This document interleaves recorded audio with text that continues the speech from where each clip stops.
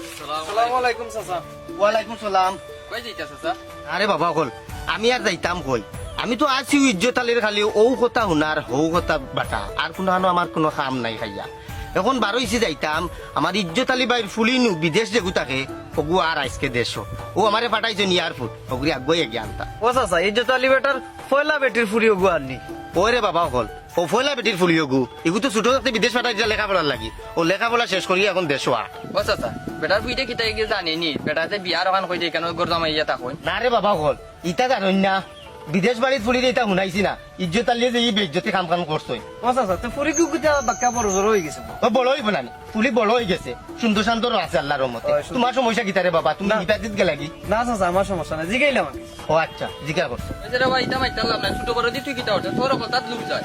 ওই ওই এই অবস্থা খালি লোক যায় কি কিতার লাগি আমার সময় লাগি বেড়াতেরা করি না হিফাজত জামারি। ও চাচা তে আইতা যাইতা কিতা গাড়ি লইয়া গেলা না। গাড়ি বাইতে কেন বেড়া মানে যাইবার বানা দিয়া দিছই আইতে সময় কইছেন গাড়ি রিজা করে ফুলিরে লই যাইতাম যাইতে সময় যে গাড়ি খাল লইয়া যাইতাম ইটা টাকা বেড়াই দিছই না বুঝছো। বেটা নো আল্লাহ দিছন বেটার পয়সা আছে। দিছই না আল্লাহ খালি টান দেও আপনি লেসুমিয়ারে খালি যাইতা গিলাও চিন্তা না দেখি আমার বেড়াতেরা বুঝতে হবে রাস্তা দেও। আচ্ছা দাও চাচা দাও। আচ্ছা আল্লাহ রাব্বাহ। আসসালামু আলাইকুম। ওয়ালাইকুম আসসালাম।